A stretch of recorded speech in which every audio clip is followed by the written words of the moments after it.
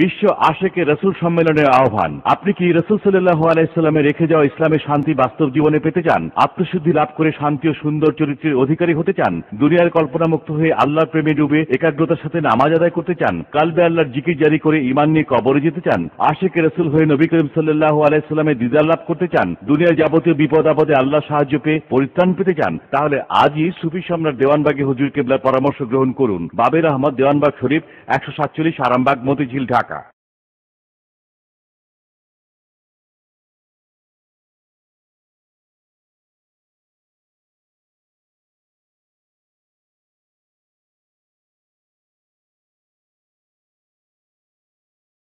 সম্মানিত দর্শক শ্রোতা মণ্ডলী, আসসালামু আলাইকুম ওয়া রাহমাতুল্লাহি ওয়া বারাকাতুহু। সুফি ফাউন্ডেশন বাংলাদেশ দেওয়ানবাগ শরীফের একটি প্রতিষ্ঠান। মুহাম্মদ ইসলামের আদর্শ, শিক্ষা ও সংস্কৃতির গবেষণা, প্রকাশনা এবং প্রচারণার মহান লক্ষ্যে প্রতিষ্ঠিত সুফি ফাউন্ডেশন বাংলাদেশের পক্ষ থেকে আপনাদের জানাই আন্তরিক মোবারকবাদ। আমাদের এবারের নিবেদন গত 23 অক্টোবর 2009 খ্রিস্টাব্দ বাবের আহমদ দেওয়ানবাগ শরীফে অনুষ্ঠিত সাপ্তাহিক আশিকে রসুল মাহফিলে মহান সংস্কারক মোহাম্মদ ইসলামের পুনর্জীবন দানকারী সুফি সম্রাট হযরত মাহবুবে খোদা দেওয়ানবাগী মাদ্দাজুল আলী হুজুর কেবলা প্রদত্ত মহামূল্যবান বাণী মুবারক ও মুনাজাত।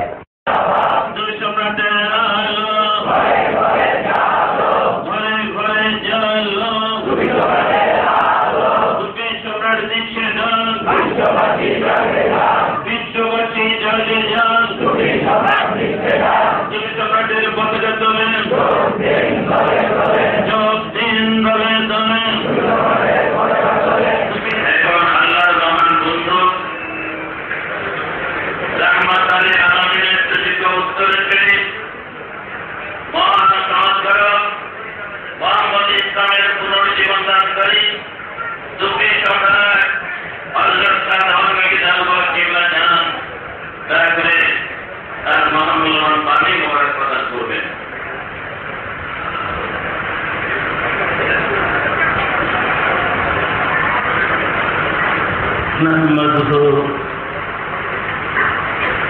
ونصلي على رسوله الكريم। সম্মানিত আশিকে রাসূলেরা, আপনারা আমার সালাম গ্রহণ করুন। আসসালামু আলাইকুম ওয়া রাহমাতুল্লাহি ওয়া বারাকাতুহু। সম্মানিত আশিকে রাসূলেরা, নিশ্চয়ই আপনারা অবগত আছেন মহান রব্বুল আলামিন মানুষকে তার প্রতিনিধি করে সৃষ্টি করেছে। দুনিয়াতে প্রেরণ করার পরে প্রতিনিধিত্ব লাভ করার জন্য তাকে একটি বিরাট পরীক্ষায় উত্তীর্ণ হতে হয় এবং এই রাস্তা অতিক্রম করার পরেই ওই ব্যক্তি আল্লাহর প্রতিনিধির মর্যাদা লাভ করতে সক্ষম হয়। সম্মানিত আশিকে রাসূলেরা,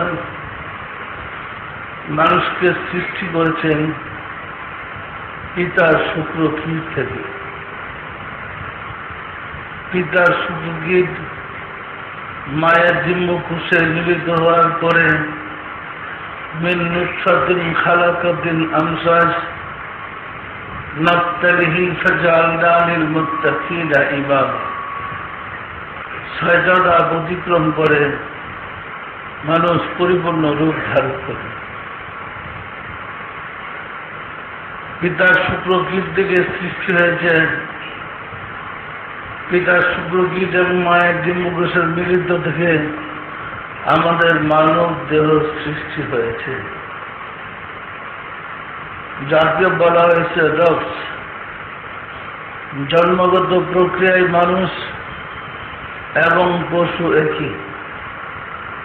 মানুষ যে পদ্ধতিতে জন্ম হয় সকল প্রাণী সেই পদ্ধতিতেই জন্ম হয়। পার্থক্য শুধু মানুষের ভিতরে পরমাত্মা আছে, আল্লাহর দেওয়া রূহ আছে, আর কোনো প্রাণীর ভিতরে আল্লাহর রূহ নেই।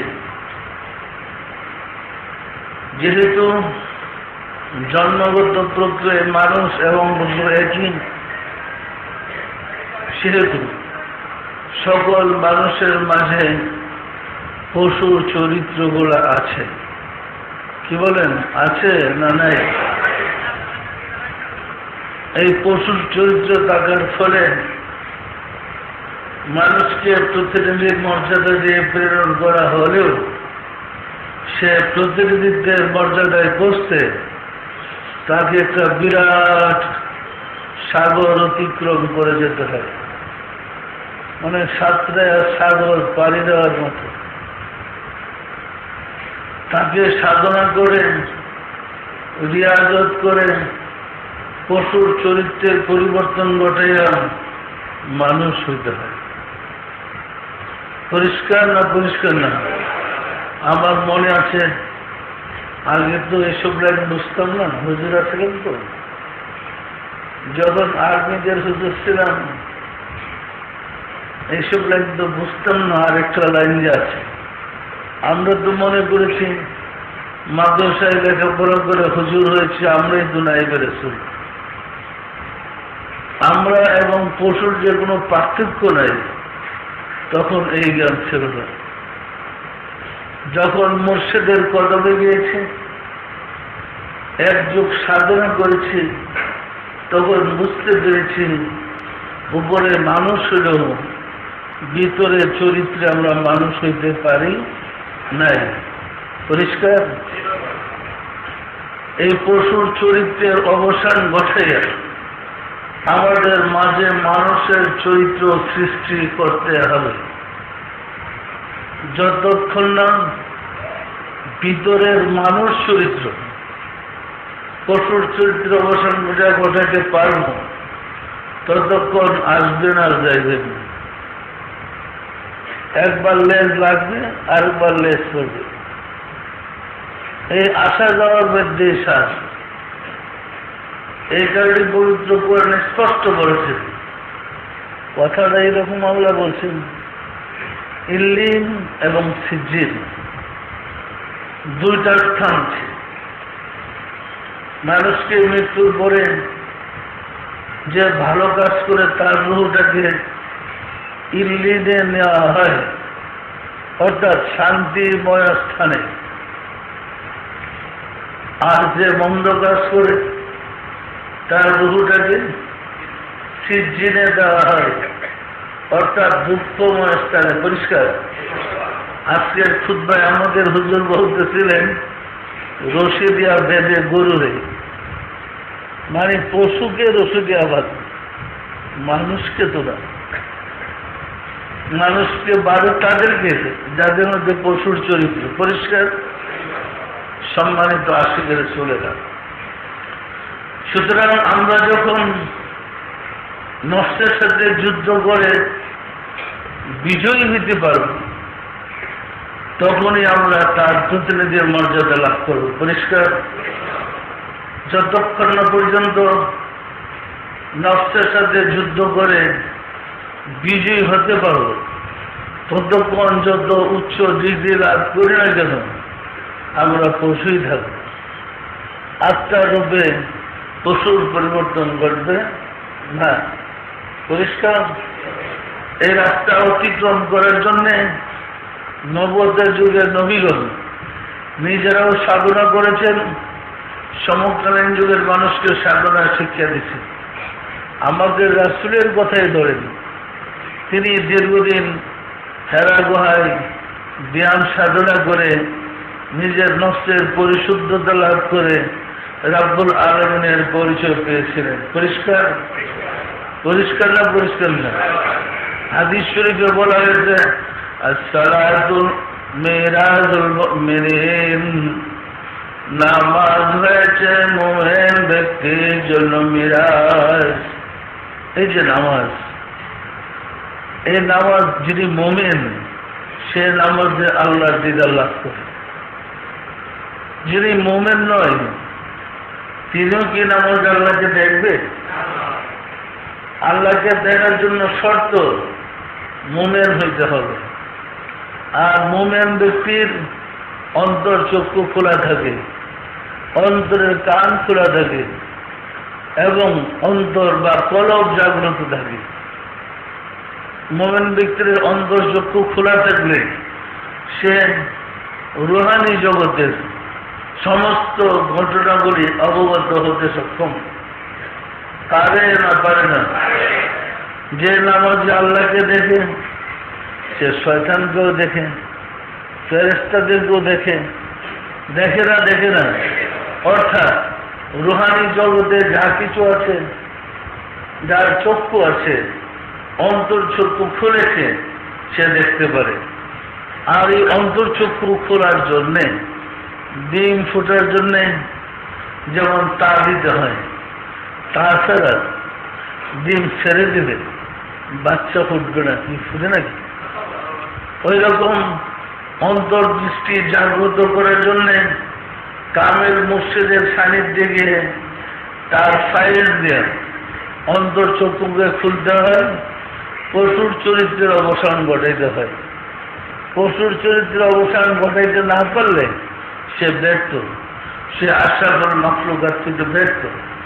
ওই মানুষগুলাই পশুর আচরণ করে, ফলে সমাজে, জগতে, জাতির কাছে এই দুর্যোগ নেমে আসে। পরিষ্কার? সম্মানিত আশিক রাসূলেরা, আপনারাই বলেন, আপনাদের জীবনে এমন কয়জন দেখছেন যে মিথ্যা কথা বলে না? সবাই মিথ্যা বলে না? সবাই এরকম আছে? এমন কয়জন জীবনে খুঁজে পেয়েছেন যে মানুষের ক্ষতি করে না? এমন কয়জন খুঁজে পেয়েছেন যে মানুষকে অত্যাচার করে না? এমন কয়জন খুঁজে পেয়েছেন যে স্বার্থের উপর নাই? এমন কয়জন আছে যে মানুষকে হিংসা করে না? এমন কয়জন আছে যে লোক থেকে মুক্ত? সুতরাং এই রিপুগুলা কি? এইগুলো হলো আমাদের শত্রু। যুদ্ধে সৈনিকরা যেমন শত্রুকে ঘায়েল করে দেশ জয় করে ফেলে, আমাদেরও নষ্টের সাথে যুদ্ধ করে, রিপুর সাথে যুদ্ধ করে বিজয়ী হতে পারব। রিপুর সাথে যুদ্ধ করে দেশ স্বাধীন করলে যেমন আনন্দ, নষ্টের সাথে যুদ্ধ করে, রিপুর সাথে যুদ্ধ করে নফসকে অধীন করতে পারলে, নফসের কাছে বিজয়ী হইতে পারলে, মহান রব্বুল আলামিনের দিদার লাভ করে যে আনন্দ, সেটাই চরম শান্তি এবং চরম পাওয়ার। পরিষ্কার? সম্মানিত আশিক রাসূলেরা, অতীতের নবী রাসূল আউলিয়া কিরামগণ প্রত্যেকেই মুরাকাবার মাধ্যমে নিজের ভিতরের অবস্থা ঠিক করেছেন। মুরাকাবার দ্বারাই চরিত্রকে সংশোধন করেছেন। নিজের দোষ দূর করে, রিপুকে দমন করে আত্মশুদ্ধি লাভ করেছেন। তাই কোরআনে আল্লাহ বলেছেন, কাদ আফলাহা মান তাযাক্কা ওয়া যাকারা ইসমা রাব্বিহি ফাসাল্লা। যে আত্মশুদ্ধি লাভ করেছে, কালবে জিকির করেছে এবং নামাজে একাগ্রতা অর্জন করতে পেরেছে, সে বিজয়ী, সে সফলকাম। আমরা আশরাফুল মাখলুকাতের অর্থাৎ আল্লাহর প্রতিনিধির মর্যাদা লাভ করার শিক্ষার জন্যেই আমরা এই শিক্ষাটা দিচ্ছি। কিভাবে কালবে জিকির হবে, কিভাবে আত্মশুদ্ধি হবে, কিভাবে নামাজে একাগ্রতা আসবে। আপনারা যদি নিয়মিত সাধনা করেন, পরিষ্কার বুঝতে পারবেন যে আসলে দুনিয়াতে থেকে আল্লাহকে দেখা সম্ভব। সম্ভব না সম্ভব না? হাদিসটা কি ভুল না শুদ্ধ? যে মুমিন ব্যক্তি নামাজে মেরাজ লাভ করে, সুতরাং যারা মুমিন তারা মেরাজ লাভ করে। যারা কমিন, যারা মুমিনের বিপরীত, তারাও কি নামাজে আল্লাহকে দেখবে? তারা কি দুনিয়াতে আল্লাহকে দেখবে? যে অন্ধ, সে কি চন্দ্র সূর্য দেখে? কিন্তু চক্ষুষ্মান ব্যক্তি চন্দ্র সূর্য তো দেখে। দেখে না। সুতরাং আমাদের অন্তর্দৃষ্টি জাগ্রত করতে হবে না হবে না? যদি করতে না পারি বুঝতে হবে আবার মানুষ সুরত তৈরি হয় নাই, আত্মার সুরতে আমি মানুষ হইতে পারি নাই। যদি এই জন্মে আত্মার সুরতে মানুষ হইতে না পারি, যে রূপে থাকবো সেই রূপেই মিশব। পরিষ্কার না? যদি ইল্লিনের যোগ্য সুরত থাকে ইল্লিনে যাব, সিজ্জিনে যাওয়ার সুরত থাকে তাহলে সিজ্জিনে গিয়ে স্বজাতির সাথে মিলিত হব। পরিষ্কার না? আযাবুল কবরে হাক্কুন, কবর আযাব সত্য। এই আযাবকে আলমে বরজাখ বলা হয়েছে, এটা পর্দার আলমে। কবর ভিতরে গুজর মারে না, আত্মাটাকে শাস্তি দেওয়া হয়। পচা দেহ যাতে পিডেলে লাভ কি? সুতরাং রুহটা কোথায় যায় খুঁজে বের করতে হবে, এবং আমি কোথায় যেতে চাই ঠিকানা আমার ঠিক করতে হবে। পরিষ্কার না? আমি কোথায় যেতে চাই যদি ঠিকানা আমি ঠিক না করি, অন্যরা আমাকে মঞ্জিলে মুকসুদে পৌঁছায়। পরিষ্কার? আমাদের বক্তাদের কথায় কি আপনাদের মনে খটকা লাগে? ওই যে আজরাইলকে দেখা, জিবরাইলকে দেখা খটকা লাগে? অন্তর চক্ষু যারা আছে এরা দেখি, এরা কথাবার্তা বলি। পরিষ্কার না? যারা আল্লাহর মেহমান, ওলি আল্লাহদেরকে আল্লাহ বলছে ওলি আল্লাহরা আমার মেহমান, আমি তাদেরকে সাদর আপ্যায়ন করি। শুধু তাই নেই, তাদের কবর আমি তাদের রিজিকের ব্যবস্থা করে থাকি। কোরআন আল্লাহ কথা বলছে। সুতরাং সাধনা করে আমরা যদি নফসের সাথে যুদ্ধ করে বিজয় হতে পারি, এই মহাসাগর পাড়ি দিয়া লক্ষ্যস্থলে বসতে পারি, আমরা অবশ্যই আল্লাহকে দেখবো, আল্লাহকে পাবো। বিশ্বাস হয় না? সুতরাং আমাদের চেষ্টা করতে হবে সর্বাবস্থায় আমরা কিভাবে নিজেকে পাপ থেকে মুক্ত রাখবো, এটা সবসময় করতে হবে। মনে রেখেন, মনে পাপ করলো আল্লাহ দেখে বলে, মানে গায়ে গোচরে পাপ করা লাগে না, মনে করলেই তিনি দেখি। যাতে আমাদের মনকে পবিত্র করতে পারি, নফসকে পবিত্র করতে পারি, তার জন্যই সাধনা, তার জন্য রিয়াজত। নারীদেরকে যেমন আগে পুরুষদেরকে যেমন বলেছে তোমাদের চক্ষু এবং লজ্জাস্থানকে হেফাজত করো, পবিত্র করেন আল্লাহ নারীদেরকে বলছে তোমাদের চক্ষু ও লজ্জাস্থানকে হেফাজত করো। যারা করেছে তারা মুক্ত, তারা স্বাধীন। পরিষ্কার না? আমার মনে আছে তখন তো আমি জৈদবপুরে ছিলাম, রাজবাড়িতে 16 বেঙ্গলে। তো আমাদের এই স্টুডেন্ট সবাই সব বললেন যে হুজুর আমাদের একটা হাবিজ মেজর আছে, সালাম করে না, জেন মেজর আব্দুল সালাম, ওর নামে আরপি রিপোর্ট আছে। মানে আরপি তার নামে রিপোর্ট, আরপি রিপোর্ট নাই, শয়তান ময়তান আর কি, বুঝলেন না, বাইরে গিয়ে দুষ্টামি করে। এসডুটের চাপ ক্রিশ্চিয়ান আনোয়ার আমাকে বললেন হুজুর দয়া করে এটা একটু ঠিক করে দেন, আপনার দোয়া করে এটা ঠিক করে দেন। আমি বললাম ঠিক করলে তো পাগল হয়ে যাবে, যদি ঠিক করতে যাই দোয়া করতে তো পাগল হয়ে যাবে। তো হোক, তবে জানালে থেকে আমার বাঁচান। ঠিক আছে। আসরের নামাজ পড়ে আমি যখন মসজিদ থেকে বের হলাম, সামনে বসে সালাম সাহেব। তো আমি দেখে বললাম সালাম নেন, আপনাদের একটা কঠিন রোগ আছে, এটা গোপন ব্যাধি, আমার সাথে দেখা করে আমি ওষুধ দিয়ে দিলাম, ভালো হয়েছে। হ্যাঁ, মনে হয় আকাশ থেকে পড়ে গেছে, আমার গোপন ব্যাধি উনি জানা গেছে। এসার নামাজের সময় টুপিটাকে মাথার দেয়া সালাম সাহেব মসজিদে দেখা করতে গেছে। তো আমি যেহেতু নূতন অবস্থায় এবং এসডিএন সাহেব বলছে ঠিক করে দিতে, তো আমার তো ওই রকম ডোজই দিতে হবে, যে ওষুধ দিলে ঠিক হবে।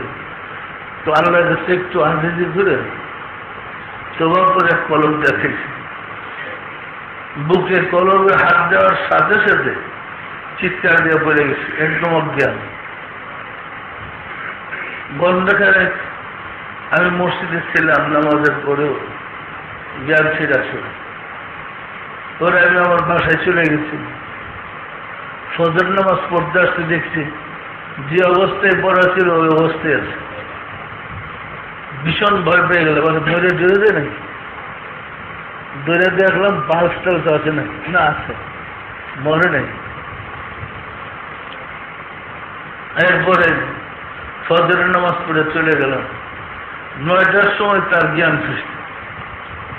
জ্ঞান ফেরার পরে সে আমার রুমে সাক্ষাৎ করতে গেছে।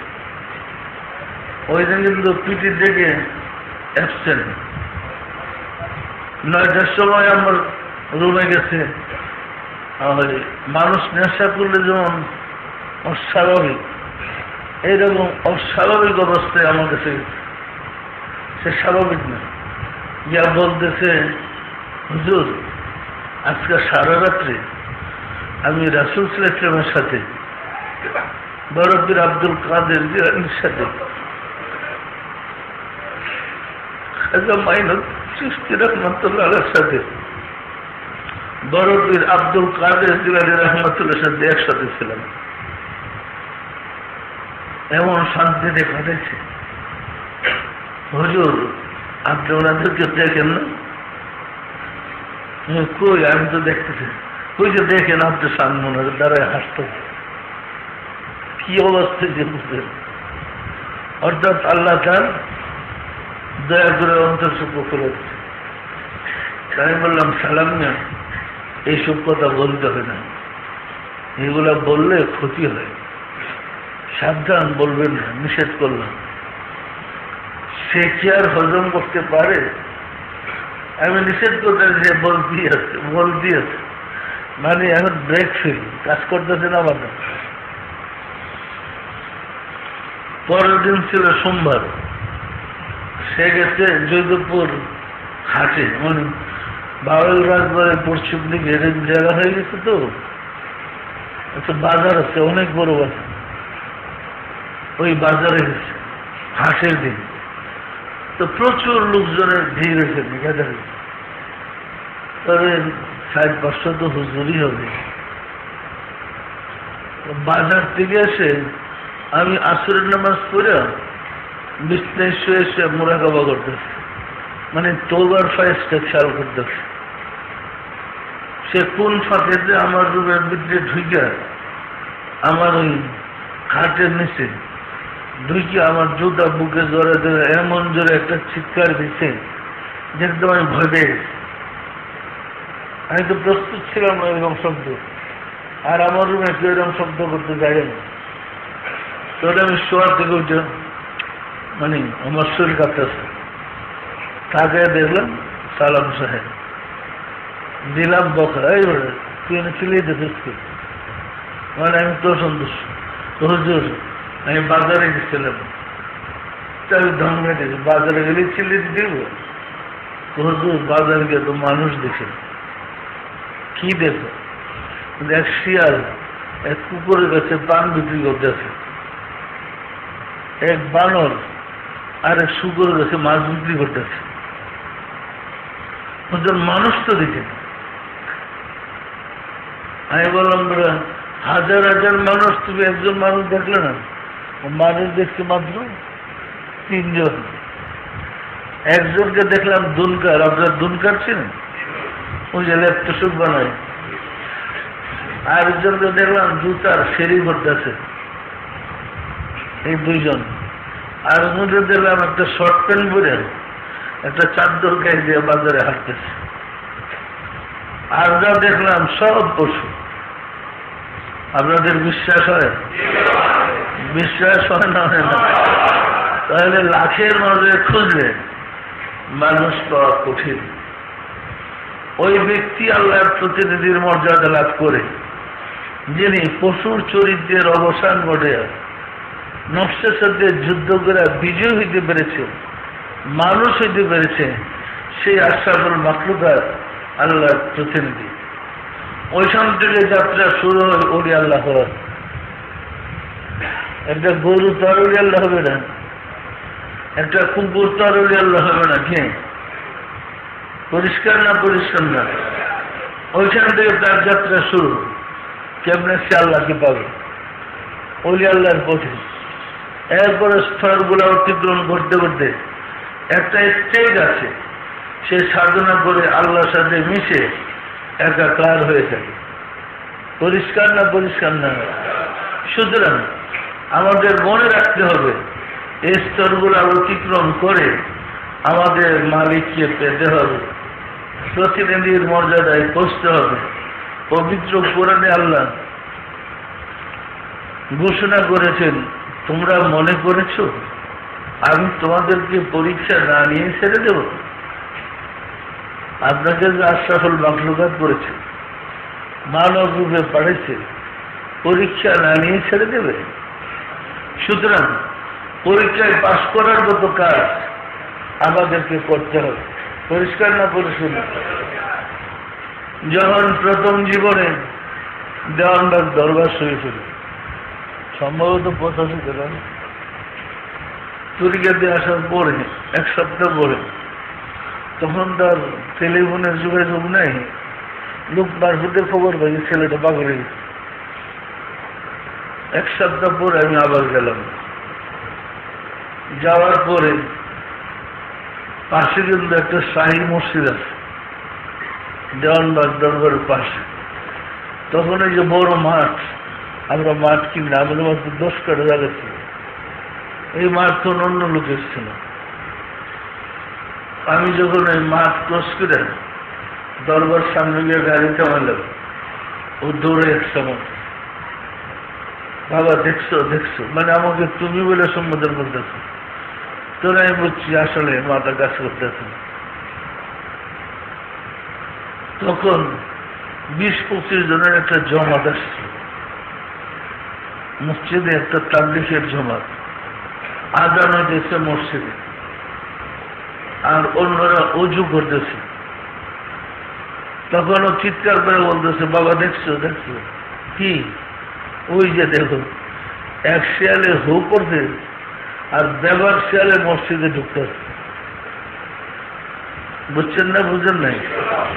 বইলে একটা বাস টান্না নেওয়া দিচ্ছে দূর, এবার মসজিদটা নাটক করে শিয়ালগুলো বাইর করে দিয়েছে। তখন আমি সাথে সাথে 2 জন বলে, আরে দৌড়ে দৌড়ে দেবে হুজুর পিঠা পিঠি শুরু করে, গেঞ্জাম লাগবে না না, পরে ওরা দৌড়ে না বাইরে। আপনাদের বিশ্বাস এইগুলো? আপনাদের অনেক বাইরে অন্তর্চক্ষু খোলা আছে। এরা আগে মারামারি বাড়াবাড়ি করত, অন্তর্চক্ষু খুললেই যখন দেখি আমার সামনে কেউ আসছে অন্য, এমনি বেড়াকে কিল বেশি বাড়ত। এরপর আমি খুব টাইট দিচ্ছি, পরের রূপ দেখে কিলাকিলি করে তোমারটাকে ঠিক করো। পরিষ্কার না? পরিষ্কার না। আগে তো বাইরেই রাখতে, শিকল লাগিয়ে রাখতে দিচ্ছে। সম্মানিত আশেকের রাসূলুল্লাহ, মনে রাখতে হবে এই বিশাল সমুদ্র পাড়ি দিয়ে আমাদের মঞ্জিলে মকসদে পৌঁছতে হবে। এই নফসকে পরিশুদ্ধ করে রুহুর সাহায্যে আল্লাহতে পৌঁছতে হবে। পরিষ্কার না? পরিষ্কার না। যদি হায়াতে জিন্দেগিতে আমরা এই পরীক্ষায় পাশ করতে না পারি, নিজের ভিতরের পশুরে মানুষ বানাতে না পারি, মনে রাখতে হবে হাদিস শরীফে রাসূল সাল্লাল্লাহু আলাইহি ওয়াসাল্লাম বলেন, মান তাশাব্বাহা বিকাউম ফাহুয়া মিনহুম। যার মাঝে যে চরিত্র আত্মা ঢুকেছে তাই, যার যে চরিত্র ওই চরিত্রের মানুষের কাছে সে গিয়ে মিশবে। যার আত্মার সুরত যা, ওই রূপই তার ট্রান্সফার সিদ্ধি হবে। পরিষ্কার না? পরিষ্কার না। সুতরাং আল্লাহ দয়া করে আমাদেরকে সুযোগ করে দিয়েছেন কালবের বিদ্যা শিক্ষা করে, চরিত্র সংশোধন করে আল্লাহর পরিচয় লাভ করা সম্ভব না সম্ভব না? এই বিদ্যাটা ছিল নবীদের, রাসূলদের, আউলিয়া কিরামদের।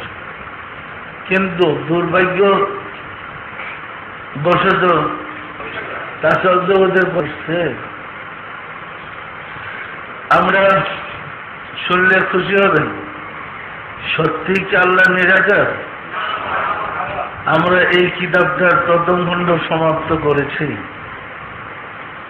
রূপে আছে, কিন্তু কিছুদিনের মাঝে আমরা এই কিতাব আপনাদেরকে উপহার দিতে পারব। আমরা শুধু আল্লাহর বাণী দিয়ে আল্লাহর পরিচয় তুলে ধরেছি। আমরা চেষ্টা করি নাই আল্লাহর আকার বানাইতে।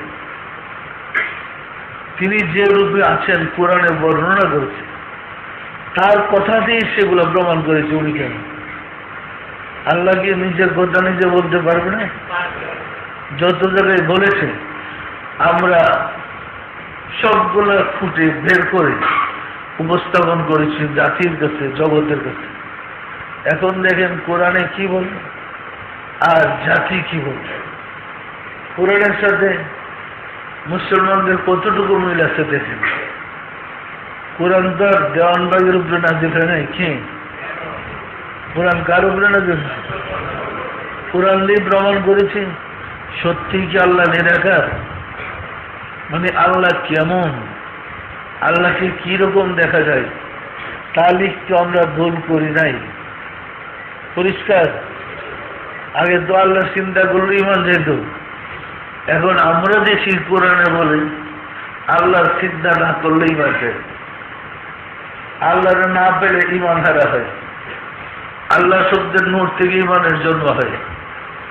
যিনি আল্লাহ শব্দের নূর হৃদয়ে ধারণ করতে পারেন না, সেই ইমানদার নয়। সুতরাং মহব্বতের সাথে আমাদের সাধনা করতে হবে, আমল করতে হবে। আপনাদের হযরত দয়াল পীর আম্মাজান জাহিরিতে আমাদের চোখের আড়ালে চলে গেছে। সত্য না মিথ্যা বলেন? আজকে 40 দিন হয়ে গেছে। উনি কিন্তু নাই আমাদের মাঝে, আবার আছে। আল্লাহ বলেন মানুষের যখন মৃত্যু হয় তখন তার রূহটা আমার কাছে চলে আসে। ওই মানুষটা যখন ওই ব্যক্তি যখন আমাকে স্মরণ করে, আজ করুনি, আজ করো, তুমি আমাকে স্মরণ করো, আমি তোমাকে স্মরণ করি। আপনি যদি ওলি আল্লাহকে স্মরণ করেন, ওলি আল্লাহ আপনাকে স্মরণ করেন। পরিষ্কার না? পরিষ্কার না?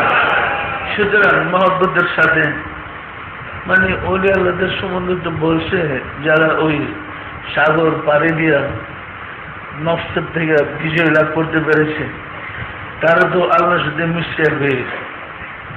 তো দেখছেন যেমন সাগর ওইবারে জানলাম, মাঝে সাগর, এইবার আপনি লাগছে যুদ্ধ যান। সাধনা করতে করতে যখন সাগর পাড়ে দিয়ে ওই পারে গেলেন, তখন তো আল্লাহর সাথে মিশে একাকার হয়ে যাবে। পরিষ্কার না? পরিষ্কার না? এই কারণে আল্লাহ নিজেই কোরআনে বলছেন এবং হাদিস শরীফ আছে। কোরআনে বলছে ওয়ামা রামাইতা ইজ রামাইতা ওয়ালাকিন্নাল্লাহ রামা। হে রাসূল, আপনি যে বালি নিক্ষেপ করছেন আপনি নয়, আমি। সাহাবারা দেখলেন রাসূল বালি নিক্ষেপ করেছে, আল্লাহ বলে আপনি নয়, আমি। তো সাহাবারা কি ভুল দেখছেন? তাহলে আল্লাহ যে বলতেছে আমি, তাহলে রাসূল কি আল্লাহ ছিল? মানে ওইবার গিয়ে মিশে গেছে, এক হয়ে গেছে। পরিষ্কার না? পরিষ্কার না? যুদ্ধে বিজয়ীরা একাকার হয়ে গেছে। পরিষ্কার? সুতরাং মহামানবগণ সাধনা করে নিজের লক্ষ্যস্থল সুম্মা ইলাইহি তুরজাউন। কোরআনে কিন্তু অনেক কথা মনে থাকে না তো। লক্ষ্যস্থল কাইফা তাকফুরুনা বিল্লাহি ওয়া কুনতুম আমওয়াতান ফাহিয়াকুম সুম্মা ইউমীতুকুম সুম্মা ইউহয়ীকুম সুম্মা ইলাইহি তুরজাউন। মিনহা খালাকনাকুম ওয়া ফিহা নুঈদুকুম ওয়া মিনহা নুখরিজুকুম তারাতান উখরা। মনে রাখবেন, যেখান থেকে আসেন ওইখানে না মিশা পর্যন্ত কত আইবেন আর যাইবেন, দিশা পাইবেন না গো, কুল কিনারা পাইবেন না, কত সিজিনে যেতে হবে। পরিষ্কার না পরিষ্কার না? সিজিনের কথা আছে না নাই? কোরআনে ভুরি ভুরি দলিল আছে। দেখবেন কিতাবটা পাইলে টের পাইবেন পুনর্জন্ম সম্বন্ধে আল্লাহ কি বলছে। সম্মানিত আশিকে রাসূলেরা, আমরা কি পরিশুদ্ধ হতে চাই না? আমরা কি আত্মার চরিত্রকে সংশোধন করতে চাই না? দেখেন, আমরা শুধু আত্মার শুদ্ধের অনুকরণ করার জন্য উযু করি। নামাজ পড়ার জন্য পবিত্র হওয়া শর্ত। বিনা উযু বিনা তায়াম্মুমে নামাজ পড়া হারাম। পবিত্র না হইয়া নামাজ পড়া জায়েজ নাই? আছে? তাহলে পবিত্র হওয়ার জন্য উযু করি, পানি না পেলে তায়াম্মুম করি। সত্য না মিথ্যা বলেন? এখন কথা হল, উযু করে তো আমি হাতটাও দিলাম, আমার রুহু পবিত্র হবে কিভাবে? সুতরাং ওযুর সাথে সাথে আমাকে ট্রেনিং নিতে হবে। আমি চেহারা ধুইতেছি, হাত ধুইতেছি, মাথা মুছে করতেছি, পা ধুইতেছি, খেয়াল করতে হবে আল্লাহর প্রেমের ফায়েজের দ্বারা আমার চেহারা ধুইতেছি, প্রেমের ফায়েজের দ্বারা মাথা মুছে করতেছি, প্রেমের ফায়েজের দ্বারা আমার আত্মার হাত ধুইতেছি, প্রেমের ফায়েজের দ্বারা আমার রুহু পা দিতেছি। পরিষ্কার? আল্লাহর প্রেমের দ্বারা আপনার আত্মা বা রুহুকে ধুইয়া মুছা পরিষ্কার করবেন, তখনই না আপনার চরিত্র ঠিক হবে। উপরে পানি ঢাললেন, আচ্ছা ঠিক আছে, পানি ঢেলে না পা ফেলেন, তো পা ফেলে তায়াম্মুম যে করে, তখন কোন পানি ফেল হবে? মাটি ধরলেন, আরো হাত পাও ময়লা করে, এটা আবার পা হয়ে যাবে। এত নিয়তের কারণে আল্লাহ একটা বিধান দিচ্ছে আত্মশুদ্ধির। ওই সময় খেয়াল করতে হবে তায়াম্মুম করে আমি আমার আত্মাকে পবিত্র করতেছি। পরিষ্কার? সম্মানিত আশিকের রাসূলেরা, নিয়মিত মুরাকাবা করেন, তরিকার আমল করেন, চেষ্টা করেন মঞ্জিলের মকসদে পৌঁছতে। মনে রাখবেন, জন্ম থেকে মৃত্যু পর্যন্ত এই হায়াতে জিন্দেগিতে আপনাকে মঞ্জিলের মকসদে পৌঁছাতে দেওয়া হয়েছে। যদি পৌঁছতে না পারেন, অর্থাৎ প্রতিনিধির মর্যাদা লাভ করতে না হয়, তার খবর আছে। তাহলে কিন্তু খবর আছে, আল্লাহ বানিয়েছে আপনার প্রতিনিধি, আপনি কি গরুর লোকে গুতাগুতি শুরু করছেন? সুতরাং সতর্ক থেকে আবাদত করতে হবে, নিজের দোষ ত্রুটি দূর করতে হবে। পরিষ্কার? সম্মানিত আশিকের রাসূলেরা, যে যখন সময় পান আপনাদের দয়াল আম্মা জানের জিয়ারতে যায়, জিয়ারত করে আসেন। গেলে ওনার আত্মাটাও খুশি হয়, আপনারাও কিছু পাইবেন। বলি আল্লাহ কিন্তু মরে না। আল্লাহ কোরআনে বলছে, আমি তাদেরকে কবরে রিজিকের ব্যবস্থা করি। তাকে বোঝা যায় ওলি আল্লাহরা মরে না। কি বলেন? মরে না তো আল্লাহ বলছি। অনেক ঘটনা ঘটেছে, যারা রাত্রে পাহাড়ও দিচ্ছে কিংবা খেদমতে গিয়েছে, নাম ধরে ডাক দেওয়া, কাছে নেওয়া, হাতে মানে মাথায় হাতে আদর করে দিচ্ছে। আমি প্রতিদিন সকালে যাই, রাত্রে যারা ডিউটি করে সবাইকে ডেকে জিজ্ঞাসা করি, কে কে আজকে রোজ আর ডিউটি করছে, হাত উঠাই। আজকে কে কি ঘটনা দেখেছেন বলেন। তখন এক একজন কে কি দেখেছে, যার যার আজকে রাত্রে ডিউটির সময় কি ঘটেছে সংবাদগুলো বলে, শুনলে একদম আশ্চর্য হবে। সুতরাং যে যখন সময় বাদ জিয়ারতে যাবে, ঠিক আছে? পরিষ্কার? আর আপনার আম্মাজানের জন্য দোয়া করেন, আল্লাহ যেন তাকে দয়া করে সাহায্য করেন। আসুন রব্বুল আলামিনের সাহায্য চাই, তিনি যেন দয়া করে আমাদেরকে কবুল করে নেন এবং আমাদের পশু প্রবৃত্তি দমন করে মানুষ হওয়ার সুযোগ করে দেন। আমিন। আউযু বিল্লাহি মিনাশ শাইতানির রাজীম। বিসমিল্লাহির রহমানির রহিম। আস্তাগফিরুল্লাহ রাব্বি মিন কুল্লি জামবি ওয়া আতুবু ইলাইহি। আয় আল্লাহ, জীবনভর নফসের খাহেশে শয়তানের ফেরেবে যত প্রকার গুনাহ করিয়াছে, সমস্ত গুনাহ হইতে তোমার নিকট তওবা করিতেছি। আয় আল্লাহ, দয়া করিয়া আমার তওবা কবুল করো, আমার গুনাহ মাফ করো। লা ইলাহা ইল্লাল্লাহু মুহাম্মাদুর রাসূলুল্লাহ। সবাই দিলের হাত ধরে বলেন আল্লাহুম্মা আমিন।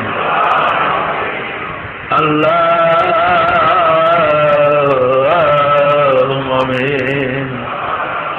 আল্লাহু দাল মাওলা দাল খুদা, কদম কাঙ্গাল বিফুকরা বাগ রহমতে পবিত্র জুমার দিনে তোমার প্যারা দুস্তের 40 তারিখে জুমার নামাজ পড়লাম, আজকের মিলাদ শরীফ পড়লাম, তালিম গ্রহণ করলাম। সবশেষে তোমার কাছে তওবা করে জোরহাত করে মাফ চাই, দয়া করে মাফ করে দাও, মাফ করে দাও মাওলা।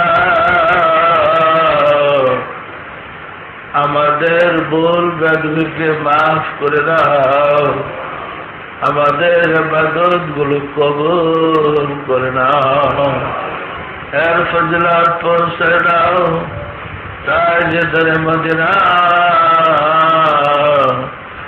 সরকার দু আলম হযরত মুহাম্মদ মুস্তাফা আহমদ মুস্তাফা সাল্লাল্লাহু আলাইহি ওয়াসাল্লাম সওয়াব নজর পৌঁছাও।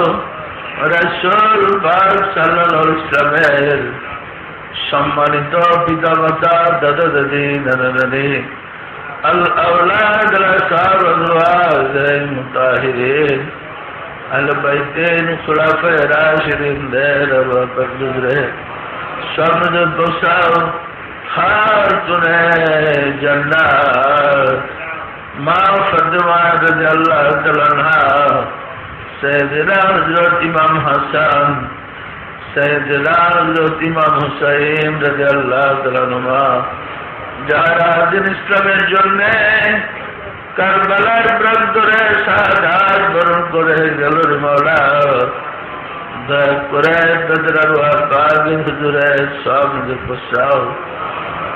বাবা আদম আলাইহিস সালাতু সালাম হইতে রাসূল সাল্লাল্লাহু আলাইহি ওয়াসাল্লাম পর্যন্ত যত আন্ডারগ্রাউন্ড দারুল বাকায় তাশরীফ নিয়েছেন তাদের আরওয়াহ পাক হুজুরে সব পৌঁছাও।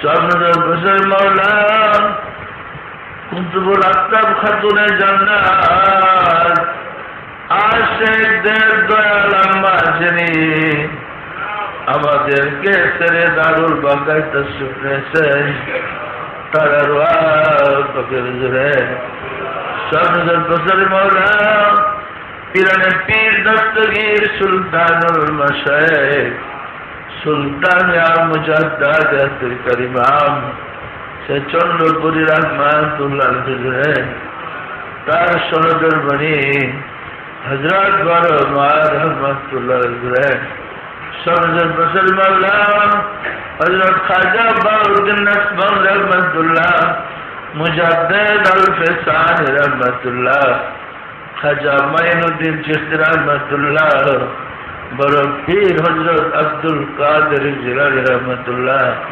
তাদের তরিকার সিলসিলায় যত পীর ওলি গাউস কুতুব তাম পৃথিবীর মুমিন মুমিনাত যে যেখানে ইন্তেকাল করিয়াছে রে মাওলা, দয়া করে তাদের আরওয়াহ পাকের হুজুরে সব নজর প্রসাদ। আমরা ভিক্ষুকেরা যারা তোমার শাহী দরবারে হাত উঠাইলাম, আমাদের আপন আপন গর্ব ধরণী মা জননী, জন্মদাতা পিতা, মহাপ্রতিষ্ঠী, শ্রদ্ধেয় শ্বশুর শাশুড়ি, দাদা দাদি, নানা নানি, খালু খালা, ছেলে মেয়ে, কৃষক রাবা, যে ইন্তেকাল করিয়াছে রে মাওলা, দয়া করে তাদের আরওয়াহ পাকের হুজুরে সব নিজের প্রসাদ। আর যারা জগৎ ছেড়ে চলে গেছেন তাদের উপরে তুই পূর্ণ নূর, পূর্ণ শান্তি দান কর। আর যারা জগতের বুকে বেঁচে আছে তাদেরকে তোমার রহমতের চাদর দিয়ে থেকে রাখো। মাওলা গো, ওগো দেল মাওলা, দেল খুদা, আমরা যেন নিজের চরিত্রকে সুন্দর করতে পারি, তোমার ইচ্ছায় চলতে পারি, সুযোগ করে দাও। আমরা নিজের ইচ্ছায় জন্ম গ্রহণ করি নাই, নিজের ইচ্ছায় মৃত্যু করতে পারবো না। মাঝের সময় তোমাকে ছেড়ে দিয়ে নিজের ইচ্ছায় চলতে চাই না, দয়া করে তোমার ইচ্ছায় আমাদেরকে চালাও। যে পথে চললে তুমি খুশি রাজি, দয়া করে আমাদেরকে সে পথে চালাও। আর যে পথে চললে তুমি নাখুশ বেজার, দয়া করে আমাদেরকে সে পথ থেকে ফিরাও। তুমি সর্বশক্তিমান, তোমার শক্তি ছাড়া আমাদের চলার আর কোনো উপায় নাই। আমিন। লা ইলাহা ইল্লাল্লাহু মুহাম্মাদুর রাসূলুল্লাহ।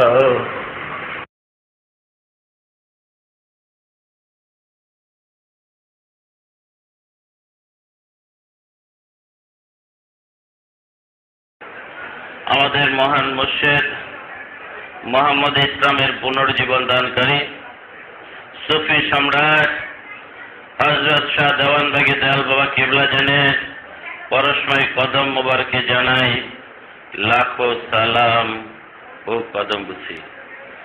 সেই সাথে সদ্য প্রয়াত আমাদের পরম শ্রদ্ধা পীর আম্মাজান কুতুবুল আফতাব দুর্রে মাকতুম খাতুনে জান্নাত হযরত দয়াল পীর আম্মাজানের পরশময় কদম মোবারক জানাই লাখো সালাম ও কদম বুঝি।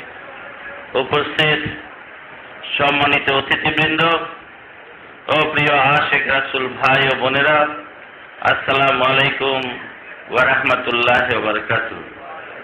আপনারা সবাই কেমন আছেন? আলহামদুলিল্লাহ, লাখো শুকরিয়া মহান আল্লাহ তাবারক ওয়া তাআলার, যিনি দয়া করে নানা প্রতিকূলতার মাঝেও আজকের এই পবিত্র জুমার দিনে এবং দয়াল আম্মাজানের ওফাতের 40তম দিনে বাবে রহমত দেওয়ানবাগ শরীফে হাজির হওয়ার তৌফিক এনায়েত করেছেন। আপনারা জানেন আজ থেকে 40 দিন পূর্বে 14ই সেপ্টেম্বর আমাদের দয়াল পীর আম্মাজান সারা বিশ্বের আশিক রাসূল মুক্তিকামী মানুষকে শোক সাগরে ভাসিয়ে দারুল বাকায় তশরিফ নিয়েছেন। হযরত দয়াল পীর আম্মাজানের এই আকস্মিক বিদায় সারা বিশ্বকে চমকিত করে তুলেছে। সমস্ত আশিক রাসূলরা অবাক বিস্ময়ে হতবাক হয়ে পড়েছে, সকলেই শোকে মুহ্যমান হয়ে পড়েছে। কারণ তিনি জাহিরিভাবে সুস্থ স্বাভাবিক ছিলেন। একজন সুস্থ মানুষ এভাবে বিদায় নিতে পারে কেউ কল্পনাও করতে পারেননি। তাছাড়া তিনি তো ছিলেন আল্লাহর এক বিশেষ দায়িত্বে নিয়োজিত। সারা বিশ্বে আল্লাহর বিধান মোতাবেক সৃষ্টি জগৎ পরিচালনার দায়িত্বে নিয়োজিত সমস্ত কুতুবদের কুতুব তথা কুতুবুল আফতাব ছিলেন হযরত আল পীর আম্মাজান। যার ফলে তিনি যে এভাবে চলে যাবেন কেউ বিশ্বাসও করতে পারেন নাই। সেই 14 সেপ্টেম্বর 23 রমজান ভোরে আল আম্মাজান যখন সুবে সাদেকের সময় জগৎবাসীকে শোক সাগরে ভাসিয়ে চলে যাচ্ছিলেন, তখন তো তিনি সম্পূর্ণ সুস্থ ছিলেন। তিনি নিজে দয়াল বাবাজানকে তার ছেলে মেয়ে বৌমা জামাতা নাতি নাতনি সবাইকে ডেকে তার সামনে হাজির করলেন। হাজির করার পর তিনি সুস্থ স্বাভাবিক তিনি কথা বলছিলেন, তার মনের অবস্থা তখন বর্ণনা করছিলেন। ঠিক ওই সময় শেষ মুহূর্তে তিনি এক পর্যায়ে দয়াল বাবাজানকে বললেন, আপনি দয়া করে আমাকে বিদায় দেন। দয়াল বাবাজানকে পরপর 2 বার বলার পর দয়াল আম্মাজান সুস্থ মানুষ মনে হয় যেন তিনি আস্তে করে বসা অবস্থা থেকে শুয়ে ঘুমিয়ে পড়লেন। আসলে তখন উপস্থিত যারা ছিলেন আমরা কেউ বিশ্বাস করতে পারছিলাম না এভাবে তিনি চলে যাবেন। তারপর সংবাদ যখন বিভিন্ন জায়গায় পড়ে তখন সবাই হতবাক, কেউ বিশ্বাস করতে পারে নাই যে আসলে কেউ অনেকে ভেবেছিলেন ঘুমের ঘরে স্বপ্নে হয়তোবা দেখছেন। কেউ বিশ্বাসও করতে পারে না, সংবাদদাতাকে অনেকে উত্তেজিত হয়ে প্রতিউত্তর দিয়েছিলেন। কিন্তু আসলে আল্লাহর বিধান লঙ্ঘন করার মতো নয়। যুগে যুগে মানব জাতিকে উদ্ধার করার জন্য আদম আলাইহিস সালাম থেকে শুরু করে অগণিত নবী রাসূল মহামানবগণ এই পৃথিবীতে এসেছেন। আবার তারা নিজ নিজ দায়িত্ব সম্পাদন করে পরম বন্ধুর কাছে আবার ফিরে গেছেন। দয়াল আম্মাজান তদ্রূপ তার দায়িত্ব সম্পাদন করে রাব্বুল ইজ্জতের কাছে ফিরে গেছেন, এক মহাপুরস্কারের অধিকারিণী হয়ে, এক পরম সৌভাগ্যের অধিকারিণী হয়ে। দয়াল আম্মাজানের বিদায়ের মুহূর্তটা এমনই ছিল। তিনি সেই 23 রমজান সেহরি খাওয়ার পর তিনি দয়াল বাবাজানের হুজরা শরীফে দয়াল বাবাজানের খাটের উপর শায়িত ছিলেন। তারপর যথাসময়ে ফজরের আজান হয়েছে, নামাজ হয়েছে। এরপর দয়াল আম্মাজান সবাইকে ডেকে তার পরিবার পরিজনকে ডেকে তার কাছে নিলেন। সবাই উপস্থিত হলেন। দয়াল বাবাজান তখন দোতলার হুজরা শরীফে তিনি অবস্থান করছিলেন। দয়াল আম্মাজান বারবার সংবাদ দিচ্ছিলেন দয়াল বাবাজানকে কাছে যাওয়ার জন্য। সম্মানিত আশিক রাসূল ভাইরা, এদিকে মহান রাব্বুল ইজ্জত তার বন্ধুকে তার কাছে নেওয়ার জন্য সমস্ত প্রস্তুতি সম্পন্ন করে ফেলেছেন। দয়াল বাবাজান যখন দোতলা থেকে 3 তলায় দয়াল আম্মাজানের কাছে গেলেন, তখন সেই কক্ষের দরজার সামনে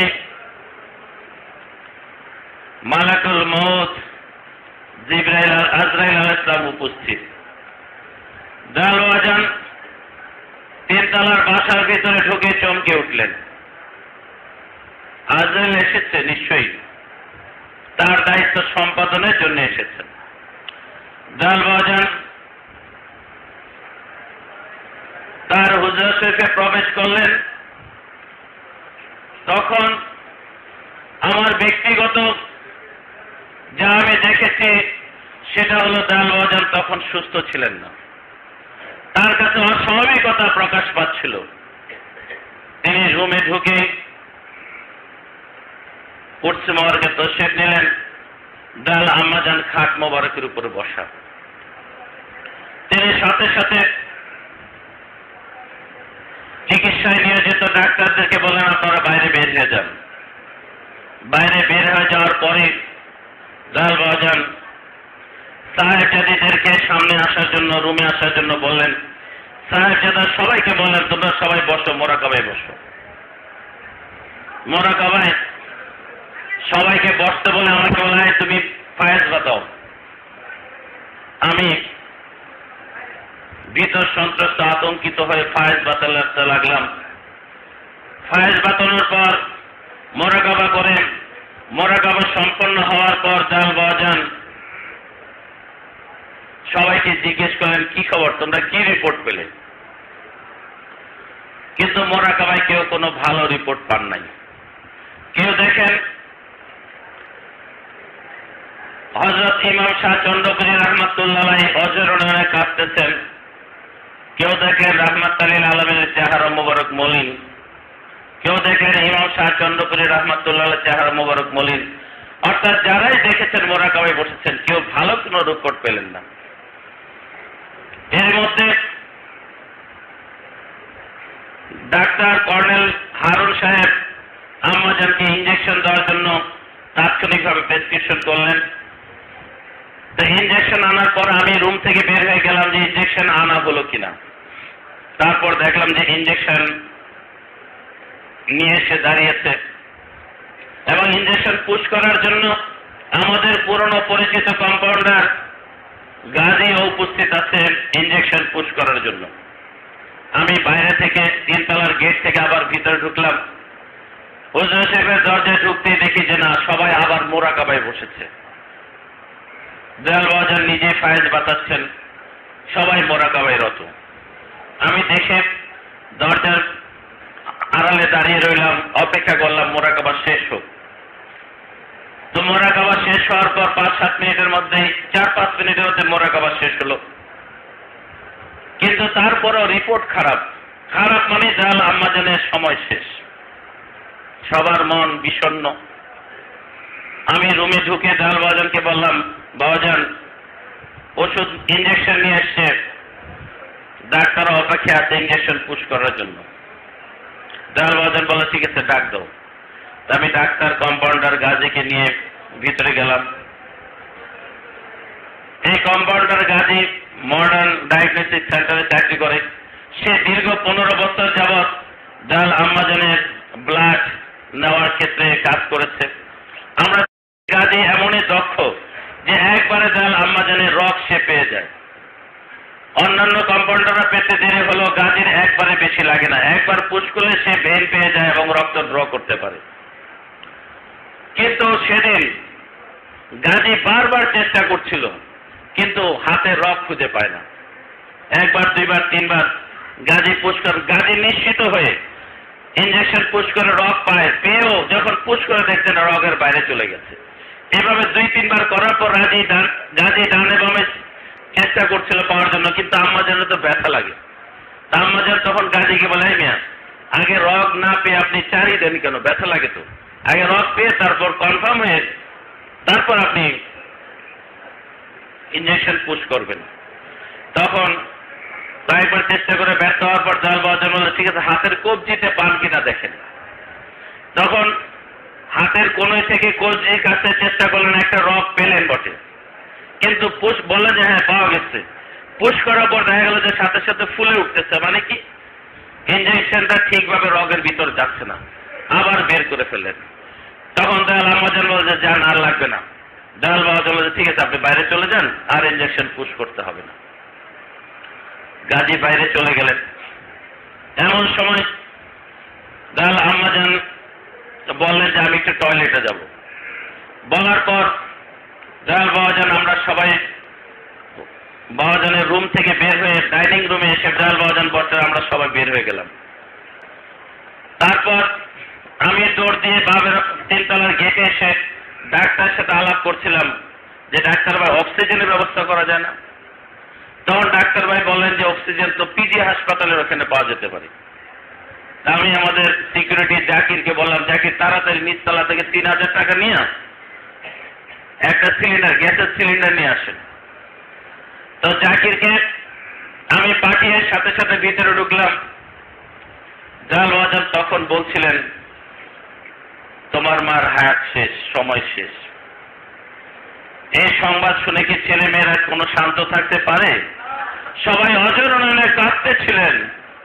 জাল বাবাজানের কদম মোবারক জড়িয়ে ধরছিলেন যে বাবাজান আপনি দয়া করেন, জাল বাবাজান আপনি দয়া করেন। কিন্তু জাল বাবাজান নিশ্চুপ ছিলেন। 2-3 মিনিট পর জাল আম্মাজান তার উজরে শেপে খাট মোবারকে বসা।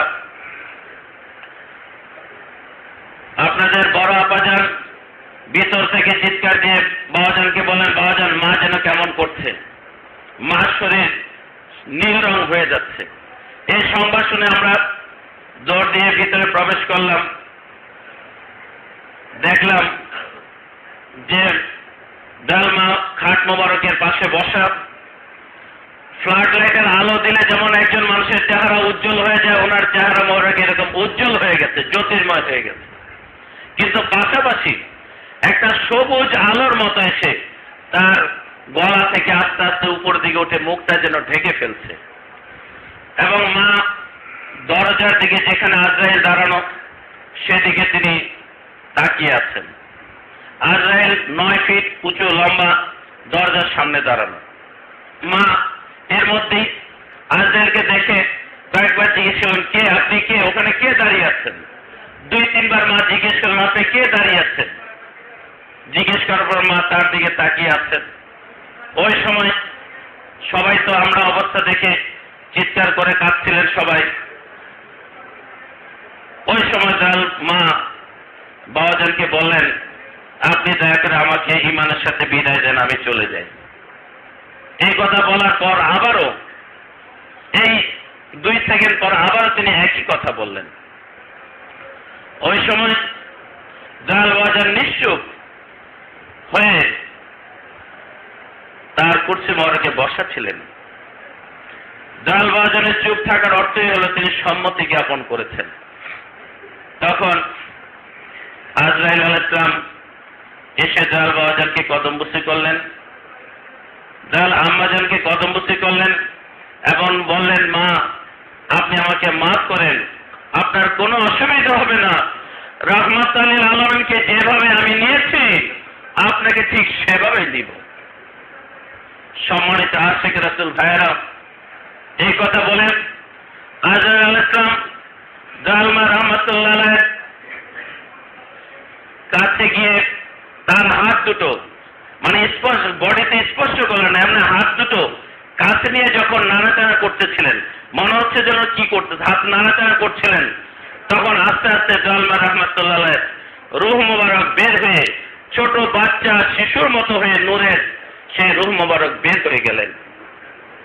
জালমা রাহমাতুল্লাহ আলাইহি আস্তে করে ঢলে পড়লেন, পড়ে যাচ্ছেন। তখন জাল বাবাজান তাড়াতাড়ি আমাদেরকে বলেন, তোমরা তাড়াতাড়ি খাটে শোয়ায় দাও। আমরা চিৎকার করে কাঁদতে কাঁদতে জালমা রাহমাতুল্লাহ আলাইহিকে খাট মোবারকে শায়িত করে দিলাম। তখন জাল বাবাজান বলছিলেন যে এটাই তো হওয়ার কথা। কেউ কেউ জালমা রাহমাতুল্লাহ আলাইহি মাথা মোবারকে নিচে বালিশ দিচ্ছিলেন। জাল বাবাজান বলেছেন আর বালিশ দেওয়ার দরকার নেই। তারপর দেখা গেল জালমা রাহমাতুল্লাহ আলাইহি শায়িত হওয়ার পর শেষ নিঃশ্বাস ত্যাগ করলেন। এরপর তার আর নিঃশ্বাস বন্ধ। দেখা গেল যে তিনি সত্যি আমাদের ছেড়ে চলে গেছেন।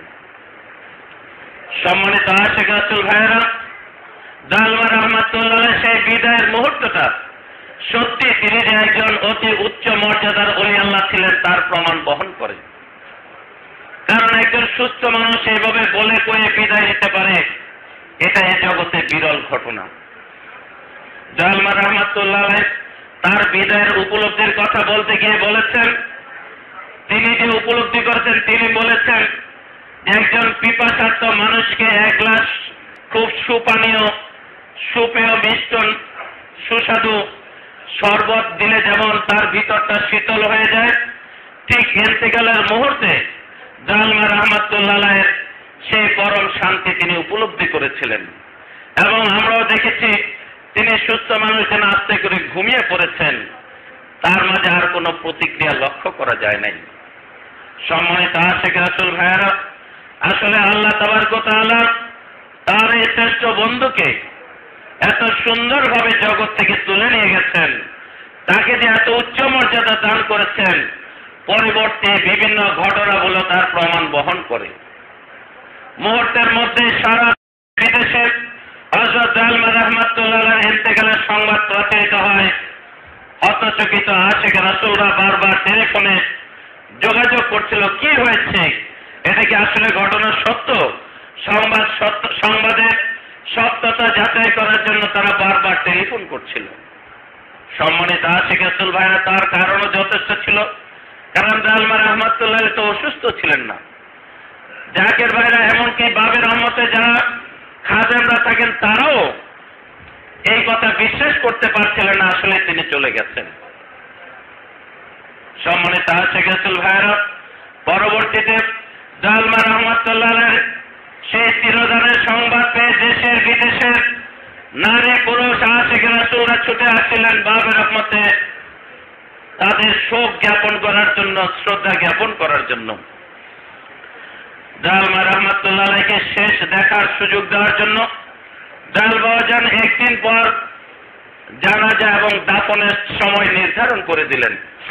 অর্থাৎ সোমবার সকালে তিনি ইন্তেকাল করেন, পরদিন মঙ্গলবার বাদ জোহর তিনি জানাজার সময় নির্ধারণ করেছিলেন।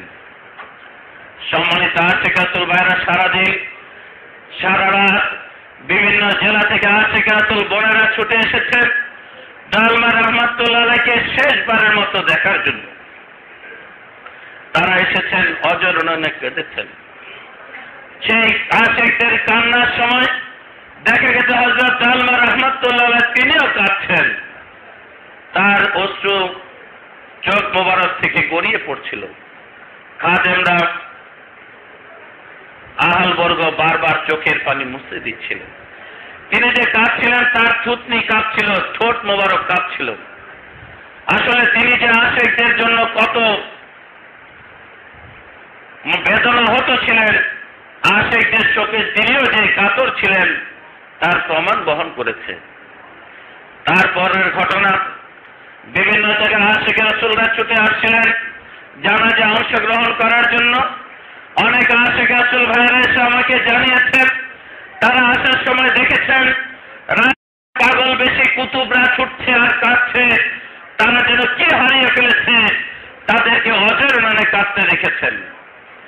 আসলে যে কুতুবদের যিনি প্রধান, তার বিদায় তো তাদের সবার জন্য অত্যন্ত বেদনার কারণ হয়ে থাকে। আর সেই জন্য তারা যে কাঁদবে, এতে কি আশ্চর্য হওয়ার কিছু আছে? সম্মানিত আশিক রাসূল ভাইরা, তাই সেদিন সারা বিশ্বের কুতুবরা অজরননে কেঁদেছেন, তাদের দলপতির বিদায়ের শোক যাতনায় তারা মুহ্যমান ছিলেন। জোহরের পর যখন জানাজার নামাজের জন্য প্রস্তুতি নেওয়া হচ্ছিল, মুহূর্তের মধ্যে লক্ষ লক্ষ লোক এসে হাজির হয়ে গেলেন বাবের রহমত সম্মেলন চত্বরে। দেখা গেল 7 লক্ষাধিক লোক এসে হাজির হয়েছেন জানাজায়। সে এত বিশাল জানাজা এই বাংলায়, এই রাজধানীতে ইতিপূর্বে আর কখনো হয় নাই। সে মুক্তিকামী মানুষ এবং আল্লাহ সৈনিকগণ সেই জানাজায় অংশগ্রহণ করেছিলেন। জানাজা শেষে যখন জালমা রাহমাতুল্লাহকে বাবের রহমত থেকে বাবে মদিনায় নিয়ে যাওয়া হচ্ছিল, তখন লক্ষ লক্ষ লোকের কান্নার আওয়াজ ছাড়া আর ঢাকার কোনো আওয়াজ শোনা যাচ্ছিল না। রাস্তায় মানুষরা অজরননে কেঁদেছেন, কর্তব্যরত পুলিশরাও তাদেরকে কাঁদতে দেখা গেছে। রাস্তার মোড়ে মোড়ে পাগল বেশি কুতুবরা অজরননে কেঁদেছেন, তাদের দলপতিকে পরম ভক্তি ও শ্রদ্ধার সাথে অশ্রু বিন্দু দিয়ে তারা বিদায় জানিয়েছেন। সেই বাবের রহমত থেকে বাবে মদিনা যেতে মাত্র 2 মিনিট সময় লাগে, কিন্তু সেদিন লক্ষ লক্ষ লোকের ভিড়ের মাঝে এই বাবের রহমত থেকে বাবে মদিনা যেতে প্রায় 1 ঘন্টা সময়কাল অতিবাহিত হয়েছে এবং রাস্তায় অগণিত মানুষ, পথচারী, যানবাহনের যাত্রীরা গাড়ি থেকে নেমে এসে আশিকদের কান্নায় শরীক হয়েছেন, তারাও কেঁদেছেন। আল্লাহর বন্ধু চলে যাচ্ছেন, এই যাতনা তাদের হৃদয়কে স্পর্শ করেছে। সম্মানিত আশিক রাসূল ভাইয়েরা, সেদিনের দৃশ্য দেখে হয়েছে আল্লাহ তার এক শ্রেষ্ঠ বন্ধুকে এক রাজকীয় বিদায় সম্ভাষণ দিয়ে বাবে রহমত থেকে বাবায় নিয়ে যাচ্ছেন এবং সেই বিদায় সম্ভাষণের সময় আল্লাহ সমস্ত সৃষ্টিরাজিকে স্তব্ধ করে দিয়েছেন। রাস্তায় যানবাহন চলাচল বন্ধ, সবকিছু অবরুদ্ধ। কিন্তু সেদিন অবরুদ্ধ হওয়াতেও কারো মাঝে কোনো বিরক্তি ছিল না, কারো মাঝে কোনো উৎকণ্ঠা ছিল না। সামান্যতম যানজট হলে গাড়ির হর্নের আওয়াজে অস্থির করে ফেলে, কিন্তু সেদিন হর্নের কোনো আওয়াজ ছিল না।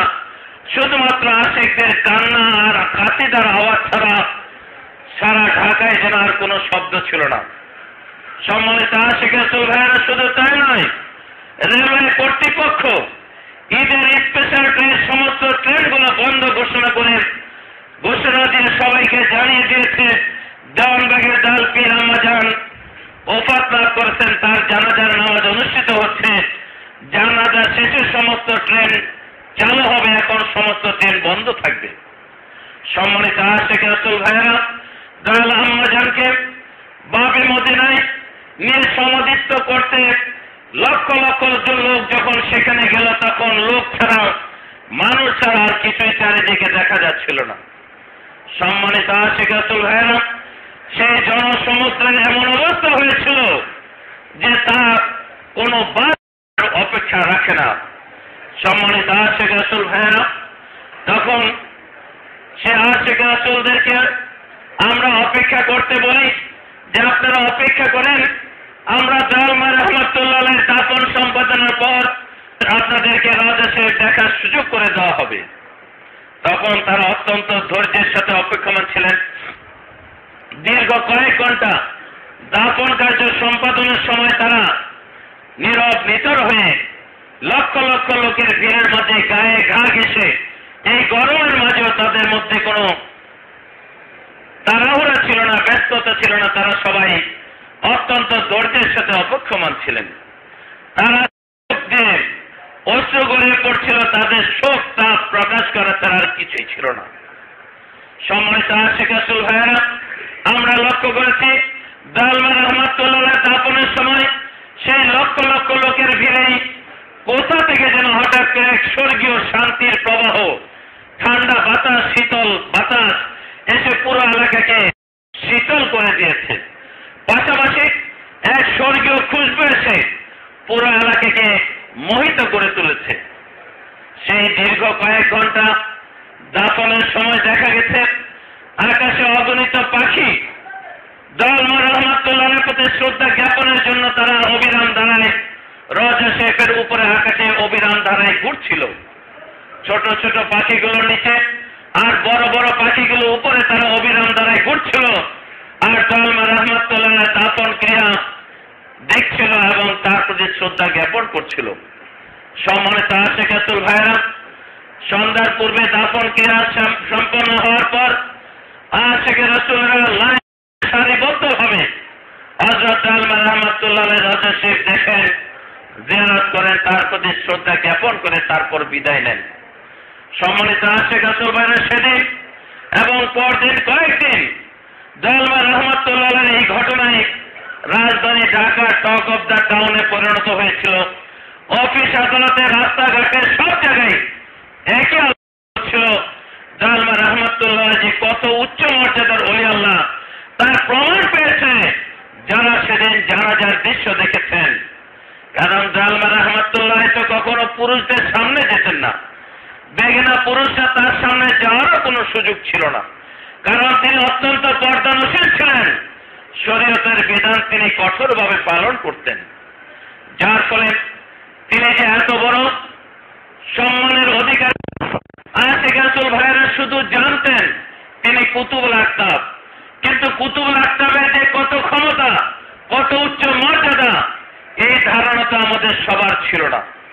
কিন্তু তার ওফাতের পর দেখা গেছে যিনি বাবের রহমতের 3 তলার এক বাসায় অবস্থান করে যিনি সারা জগৎ পরিচালনার দায়িত্বে নিয়োজিত কুতুবদের নিয়ন্ত্রণ করতেন, যিনি তার মাঝে থেকেও তিনি অতি সাধারণ মানুষের মতো আশিক রাসূল বন্ধের সাথে কথাবার্তা বলতেন, তিনি যে এত উচ্চ মর্যাদা, পরবর্তীতে তার ওফাতের পর আল্লাহ তার প্রমাণ করে দিয়েছে। জগতে কত মহিলা ইন্তেকাল করেন, লক্ষ লক্ষ লোক তার জানাজায় শরীক হয়, এমন ঘটনা কি কোথাও আছে? সম্মানিত আশিক রাসূল ভাইরা, আল্লাহ তার শ্রেষ্ঠ বন্ধুকে সম্মান প্রমাণ করেছেন যে আল্লাহর বন্ধুদের মর্যাদায় সর্বোচ্চ, তাদের সমমর্যাদার জগতে আর কোনো কিছু হতে পারে না, কোনো মানুষ হতে পারে না। সম্মানিত আশিক রাসূল ভাইরা, দাল আম্মাজান নিবৃতভাবে লুকায়িত মুক্তা হিসেবে, দুর্রে মাকনুন হিসেবে তিনি বাবের রহমতে লুকিয়ে ছিলেন বটে, কিন্তু তিনি মুহাম্মদ ইসলাম বিশ্বময় প্রচারের জন্য এক বৃহৎ দায়িত্ব পালন করে গেছেন। রুহানি জগতের যত সাপোর্ট, রুহানি জগতের যত সহযোগিতা তিনি মুহাম্মদ ইসলাম প্রচারের জন্য সর্বশক্তি তিনি প্রয়োগ করেছেন, যার ফলে মাত্র 25 বছরে আজ মুহাম্মদ ইসলাম জগতে আবার নতুন ভাবে প্রচারিত হয়েছে, প্রতিষ্ঠিত হয়েছে। দেশে বিদেশে আজ মুহাম্মদ ইসলামের কোটি কোটি অনুসারী রাহমাতুল লিল আলামিনের আশিক রাসূল হওয়ার সুযোগ পেয়েছে।